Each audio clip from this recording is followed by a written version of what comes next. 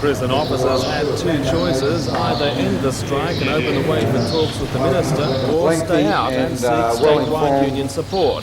Feelings were running high at the meeting, with some officers convinced that only industrial action would sway the minister from his apparent policy of integrating AIDS-positive prisoners with the rest of the jail population. However, prison officers from Maitland Jail voted overwhelmingly in favour of return to work. They were followed minutes later by a similar decision from officers at Cessnock Corrective Centre. A delegation of union leaders from both prisons was nominated for talks with the minister in Sydney this evening. Union representative Kevin Baker said he was hopeful that Mr Yabsley will appreciate hasn't delivered any as yet, stand. and the men have become quite disillusioned with him, but we would hope that he will take what is the wish of all members, and that is segregation of AIDS prisoners. And a lot of this is for their own good. That's what we point out. A spokesperson for the Corrective Services Department says the minister has given no sign of wavering from his decision, which he says is based on the best available medical advice. Results of the talks will be relayed to the rank and file at another meeting in Cessnock on Friday.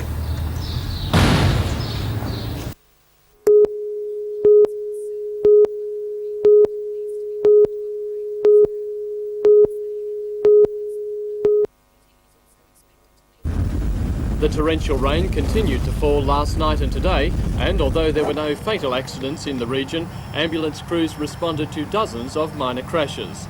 The worst accident in the region occurred around 6:30 last night at Swansea. A 27-year-old pregnant woman was rushed to hospital with multiple injuries when her yellow Corona slid across the road into the path of a Bentley. She is in a stable condition in the Royal Newcastle Hospital.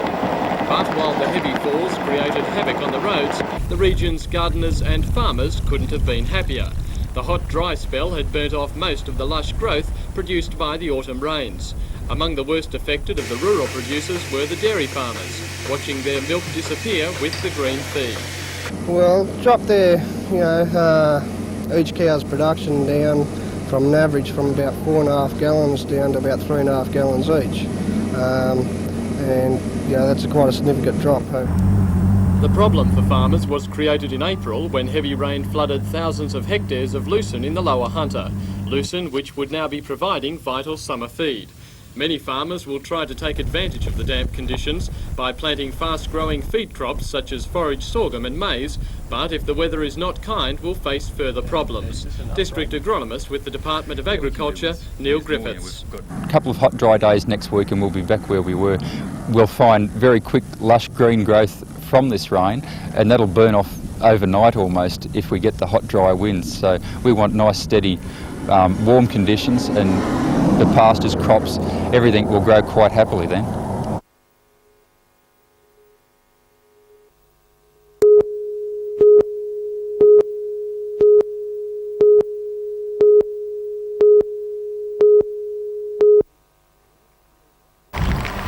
The rules of Rural Watch are all basically just common sense. Always secure machinery, always keep account of what is stored in sheds, identify all livestock and keep regular checks on them. The system seems to work. 15 months ago, the first Rural Watch scheme was set up at Armidale, where farmers were losing thousands of sheep annually to stock thieves. Now the problem is negligible. 3 Rural Watch schemes have been set up in the Hunter, at Willow Tree, Murrurundi and a block covering Nelson's Plains, Seaham, Miller's Forest and Duckenfield. Constable Leo Schumann, coordinator of the Nelson's Plains Rural Watch, is pleased with local input. Well, it's been very good. Our first meeting, which was held on the 8th of this month, we had 60 people who were deemed coordinators, and the response was very good. Police estimate farmers lose millions of dollars annually to crime. Do you think farmers have been a little bit casual up until now in regards to security?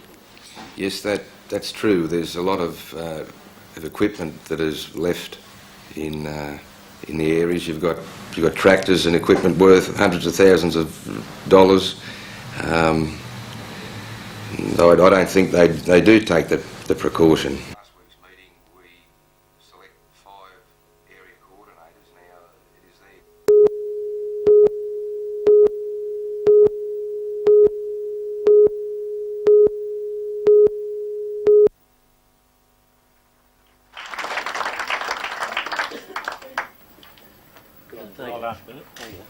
Stan Bristow.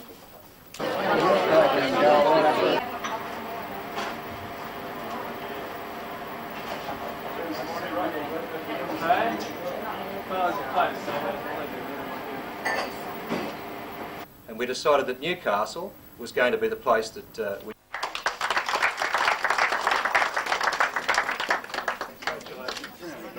Francis Mitchell.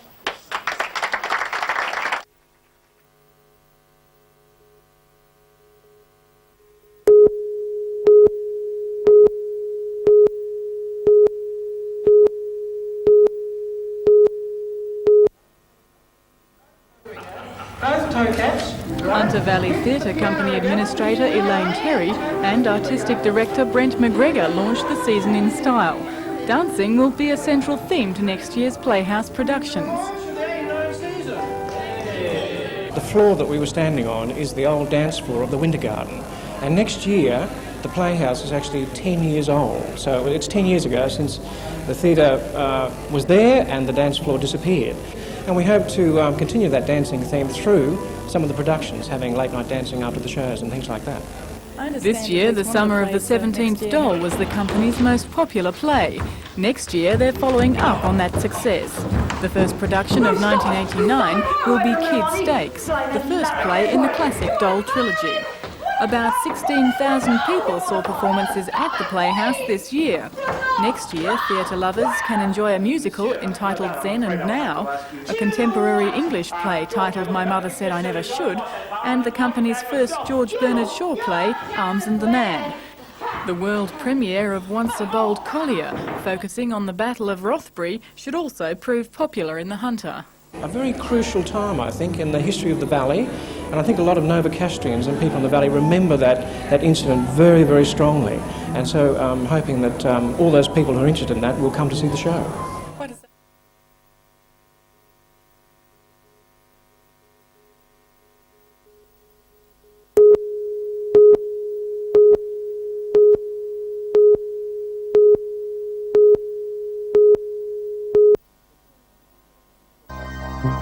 The 10 original paintings are on display at the Commonwealth Bank in Hunter Street. Titled the Australian Airlines Collection, the bright, lively paintings by Joanne Hook are what a holiday is all about. Australia's favourite holiday destinations have been captured, including the Gold Coast, Daydream Island and Western Australia. In each eye-catching print, birds are used as the centrepiece, providing an aerial connection with Australian Airlines. The paintings have won many awards, including Best Commercial Poster at the National Print Awards. The paintings and the accompanying prints will be touring Commonwealth branches throughout Newcastle and the Hunter. By donating $1 towards NBN's telethon, the people of Newcastle have the opportunity to win one of 10 poster prints of the collection.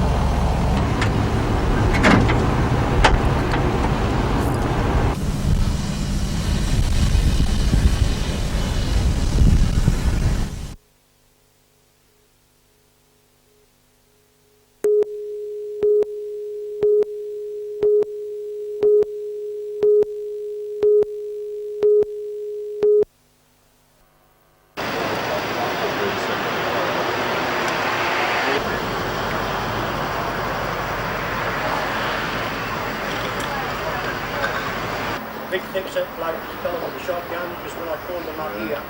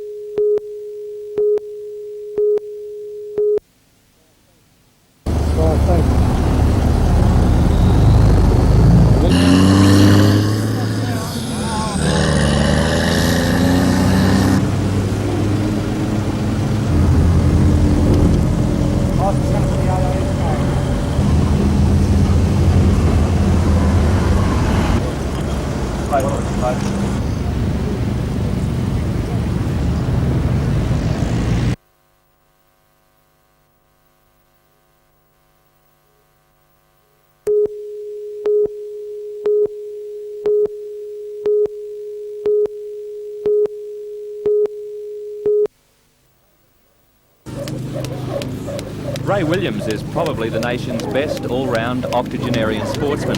At the recent World Masters Swimming Championships in Brisbane, he won 2 bronze medals in the 80 to 84 years age group. In athletics at the Australian Masters Games, Ray won a staggering 7 events. And in cycling, he's number 4 in Australia in the over 70s. Last year, Ray competed in the Twin Rivers Triathlon at Raymond Terrace and would have competed in this year's Sevens in Brisbane. Now his days of triathlons and cycling are over, following the theft of his bike. Just disappeared, we've got no idea where it went.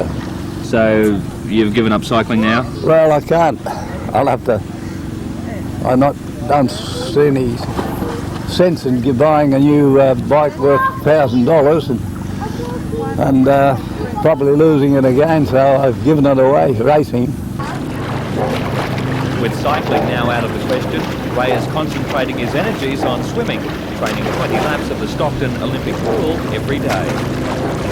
How many years of sport do you think you've got left in you? Oh, well, of course, my wife, she'd keep me going till I'm 100.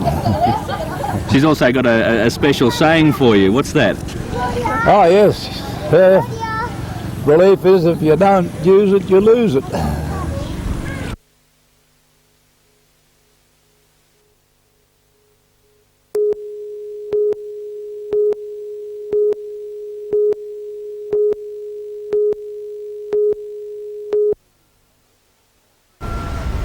The 3-year sponsorship was announced at the Queen's Wharf complex this afternoon. General Manager of NIB, Paul Rogers, in presenting the money, encouraged other corporate groups to follow. The Hunter Academy's future looks bright with the new deal, and with a $66,000 grant already pledged by the state government, athletes in the Hunter will now be assured professional advice on the science of sport. It is a major sponsorship, and together with the state government, the money will underpin the professional salaries and guarantee some kind of security for the Academy over the next 3 years, and that gives us a very good start. Chairman of the Academy, Professor Saxon White, said the sponsorship would help fund a planned national congress into drugs in sport, following an international congress held in Moscow. He said the Academy would also continue its research into helping local athletes to excel in sport.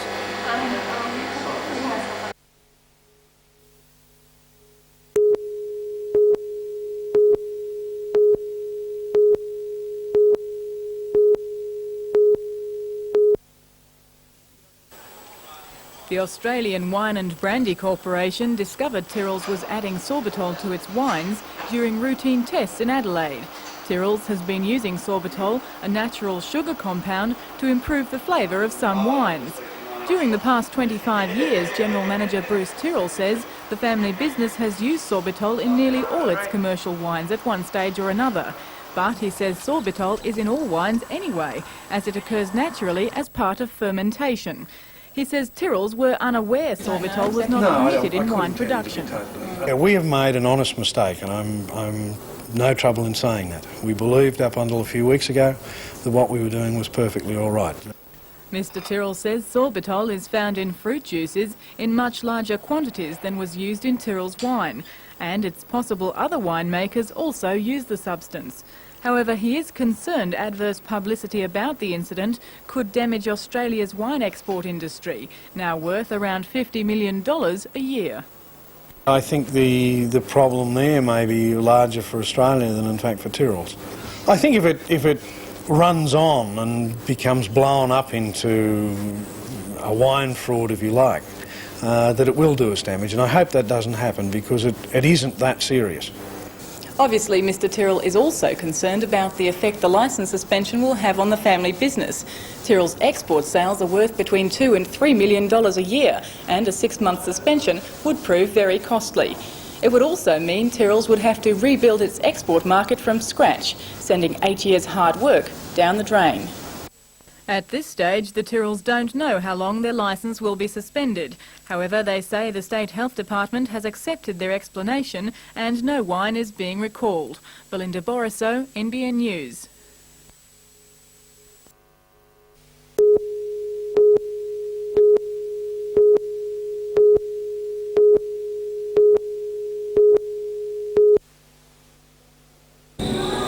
Christmas at the Con started as a modest project set to give staff and students a chance to celebrate the season before going their separate ways on vacation.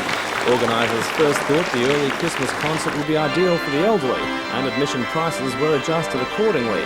But by late this morning it was clear the concert would play to a capacity crowd from all sections of the community. The recently completed Conservatorium Hall was decked in Christmas colours for the event, which included performances by director Michael Dudman on the school's magnificent pipe organ. The audience needed no encouragement to sing along.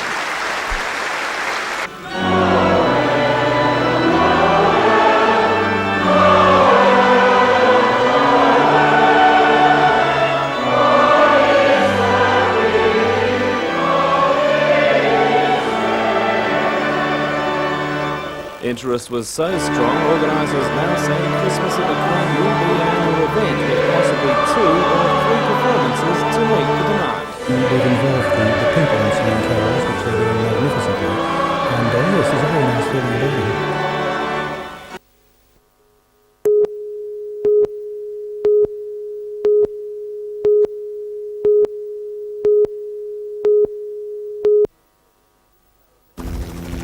Paramedics escorted a man by rescue helicopter to Newcastle after ambulance crews on the scene confirmed he'd been shot. The incident sparked an immediate response by detectives from Cessnock and Newcastle that thought they have little to go on until the victim is able to give more details about the shooting. It's understood a .22 calibre bullet entered the man's lower abdomen, but his condition is not known.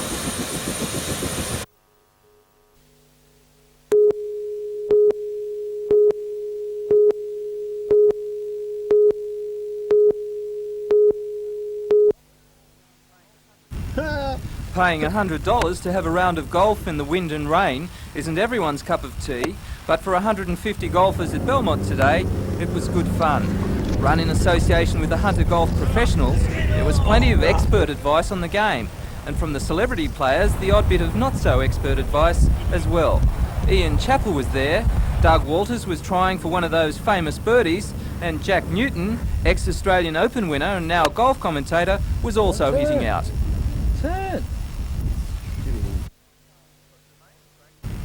But the main attraction was Charlie Earp, golf guru to the stars.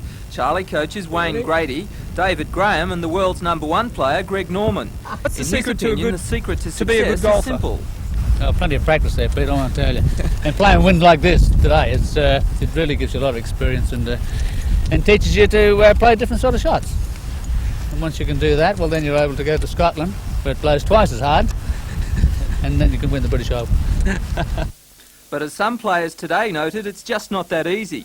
All money raised from the tournament goes towards the establishment of a Ronald McDonald House at Rankin Park Hospital.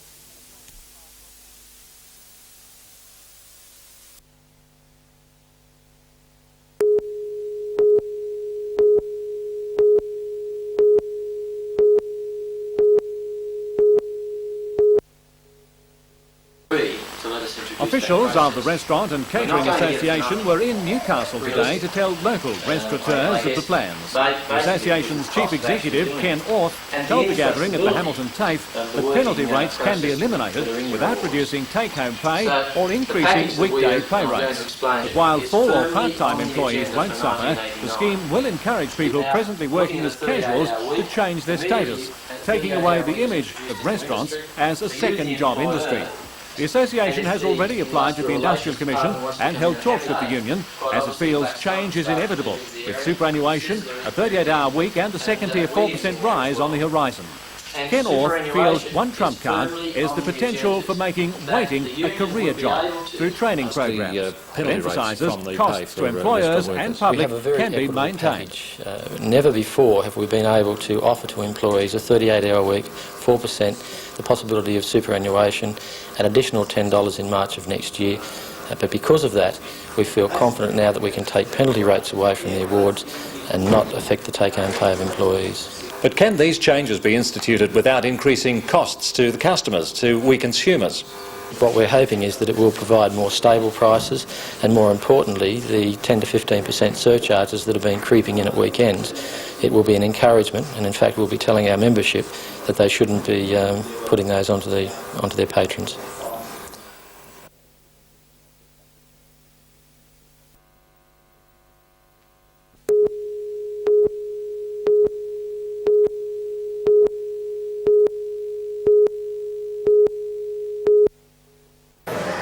It's hats off to hunter entrepreneurship, judging by Newcastle's first Hunter Enterprises exhibition. 31 business ventures showed their style at City Hall today, under the auspices of the Hunter Region Enterprise Agency, which has helped over 150 businesses set up over the past couple of years. From hats to hydroculture and from postcards to handcrafted products, it was a positive day that highlighted the drive, initiative and flair of Hunter businesses. On display were local rock bands, hip slingers and sitting duck, while visitors to the show could sample locally made fruit ice blocks, see handmade jewellery and finely crafted timber and forged iron items. Unique catering concepts, messages by helium-filled balloons and designer label fashions joined together to show a business success story. Knitwear designer Kay Dixon presented City Mayor John McNaughton with a jumper for his wife, while HREA General Manager Dennis Sheeran proudly presented the businesses to the general public. Here's a group of people, 32, with all different designs, products, and saying, here we are, we're going well, come and see us, we're alive and kicking, we're laughing.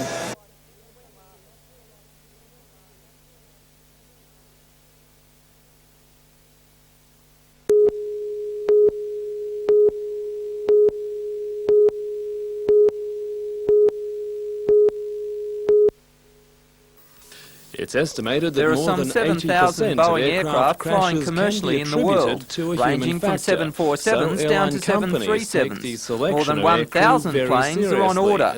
Aircraft companies need trained people and are presenting an $8,500 award to the university to go towards the top student of the aviation diploma. Vice President of Boeing, Jim Chalton, said his company is keen to encourage young pilots.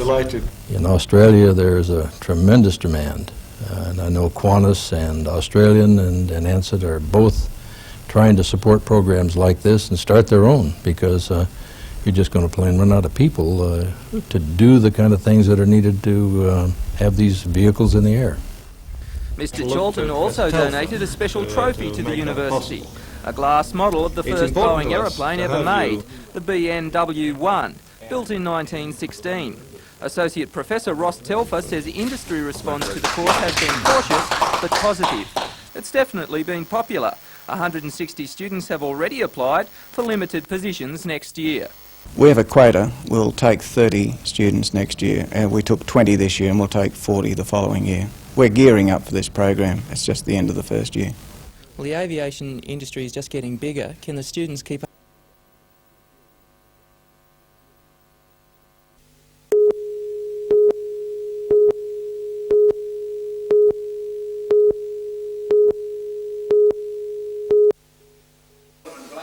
Made up of 4 separate panels, the handcrafted piece looks at the Hunter Valley and its early beginnings. Each of the 350 children at the school has contributed to the wall hanging, a colourful creation of weaving, knitting and felt cutting. Today as the curtain fell to unveil each panel, both children and teachers were able to see the year's work come to life. The story starts with the valley's early Aboriginal beginnings, an idea inspired by a social studies excursion. It then goes on to depict Singleton and the thriving city of Maitland. Weaving through the panels is the Hunter River, linking the valley to the industrial city of Newcastle. Representatives from each council concerned were on hand to unveil each panel of the wall hanging, which will proudly decorate the school hall. And to an art form of another kind. First and second year students studying ceramics at Hamilton TAFE are exhibiting their work for the next 2 days at the college's ceramic studios in Union Street. 18 potters have their work on show, displaying the many different styles of pottery, from the functional to the purely decorative.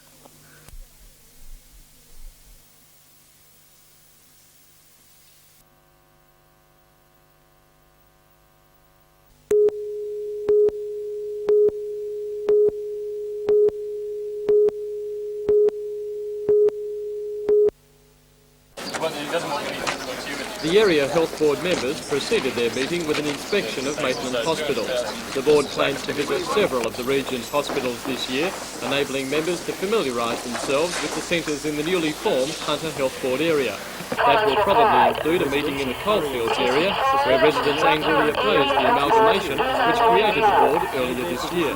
The residents feared an expanded health area would mean a reduction in local hospital services.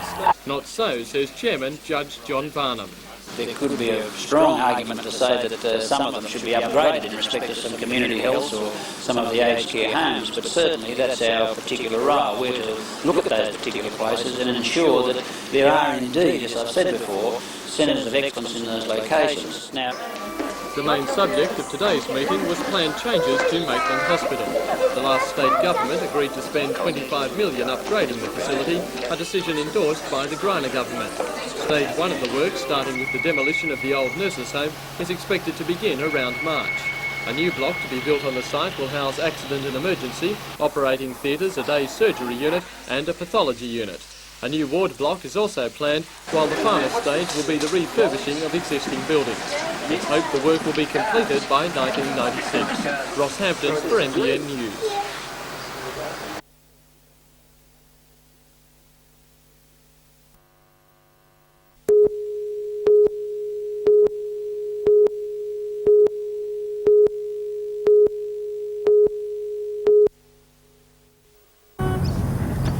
First to take to the University of Newcastle practice wicket today was Western Australia. Despite the loss of Marsh, Valletta and Wood on test duties and Matthews and Capes on the injured list, the West still go into the game with a formidable lineup, with 7 having donned the baggy green cap. The current Sheffield Shield holders have played 2 matches this year, but have only managed to secure 2 points. However, Captain Terry Alderman expects that to change in the game against New South Wales with his combination of youth and experience. Players like myself and Kim and Tom Hogan's, you know, we've played a lot of cricket, blending with the youth of the Brayshaws and McPhee's and these sort of people. Do you think it'll be an advantage for Western Australia? New South Wales must be rather frustrated at the moment, 3 games and no points. Yeah, it'd be nice if we won this game and really put them, you know, shut the door on them. I think they'll be looking desperately for outright points here, as we are. So it should be a good game. Last year at the #1 sports ground, New South Wales was thrashed by an innings against Queensland. That's a result the team will be putting behind them when they take to the field tomorrow. In 3 Shield games this year, the Blues have yet to record a point. Captain Greg Dyer is confident they can win on the Newcastle wicket, which is notorious for having a result inside the 4 days. The Blues will take to the field with a new quickie, Richard Stobo, who, according to Dyer, could cause more than a few problems for Western Australia. Well, obviously they haven't seen him before, so any new boy in town is a bit interesting to start with. Yeah, I hope he does well. 3 games and no points at this stage. You'll certainly be looking for an outright to have any chance of getting in the final. It's important we start to accumulate points very soon, yes, and obviously Newcastle is, well, it's traditionally provided us with a result. Most games here go to an outright result, so hopefully we can be on the right end of one of those. You'll be able to match it with Western Australia? Fine.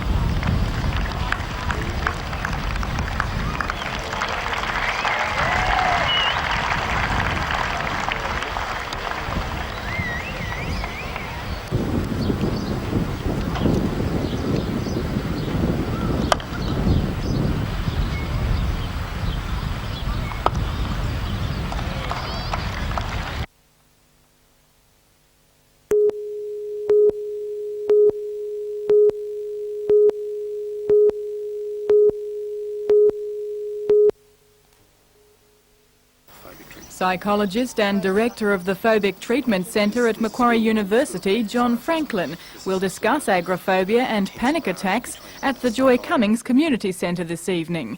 He says the problem is often invisible, but between 15 and 20,000 people suffer in the Hunter region and on the Central Coast. Well, agoraphobia is traditionally thought of as being a fear of open spaces.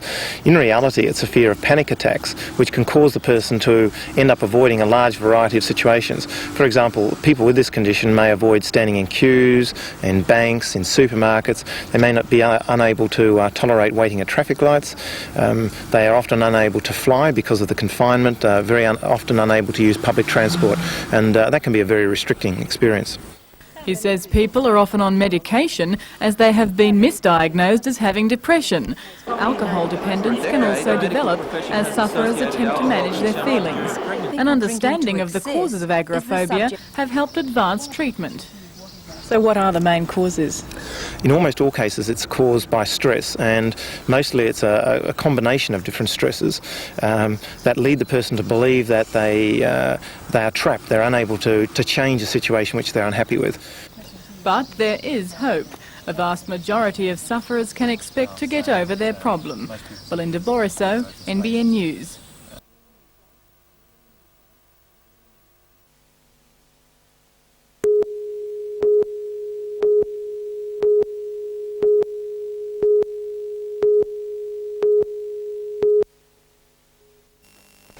The idea to redevelop the foreshore was put to council back in 1979, and $14 million later it was opened by the Queen in May this year. Already the showpiece of the city, the development was tonight nominated a joint winner of the Dangar Award for non-residential developments. A second award was given to the Newcastle Conservatorium of Music, with its classical style, a reminder of its importance to the civic centre. For a smaller scale non-residential project, the Nelson Bay Polyclinic received the Charles Davis Award. The 12-bed clinic was opened in January after 8 years in the pipeline. With its extremely controversial style, the recently completed East End housing unit development won the residential category. The final presentation was made to the Newcastle Regional Museum, opened earlier this year by the Queen. In taking advantage of the building's history, the museum gained the Heritage Award for preservation. People toured the former brewery building.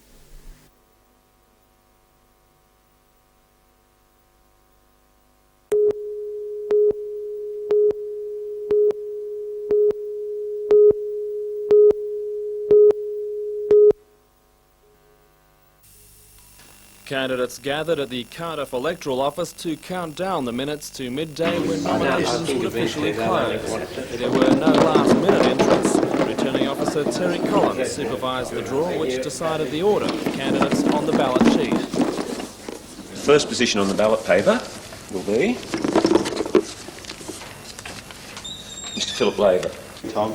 Philip Laver was followed in the draw by another long-odds independent, Paul Stocker, ALP candidate John Mills, third on the ballot, and the man considered his strongest opponent, independent businessman Lindsay Bradley, will be at the bottom of the list. Candidates now have 10 days to campaign before Wallsend's 30,000 voters go to the polls. Terry Collins says the position on the ballot paper will have very little bearing on the outcome, especially under an optional preferential system. It has a minor impact, but mostly it's the policies of the candidates that the people are electing for their member for Parliament. And I think the electorate now is fairly discerning, so that they are able to work out things for themselves.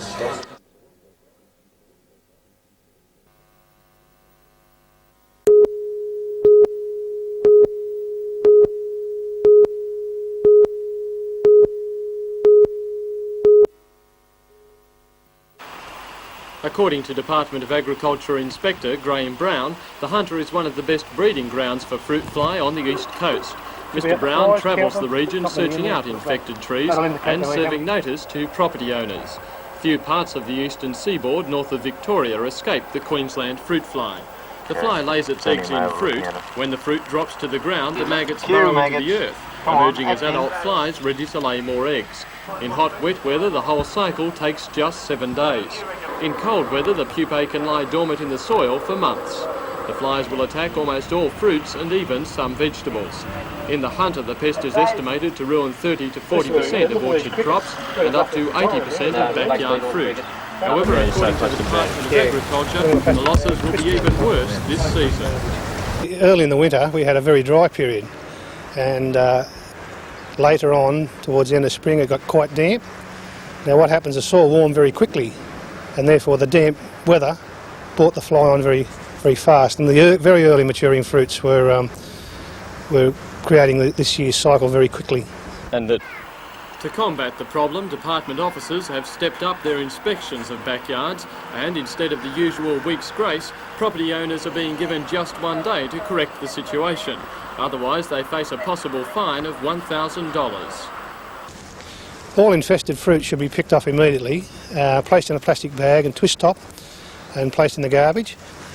Any remaining fruit which have not been attacked, apply a cover spray.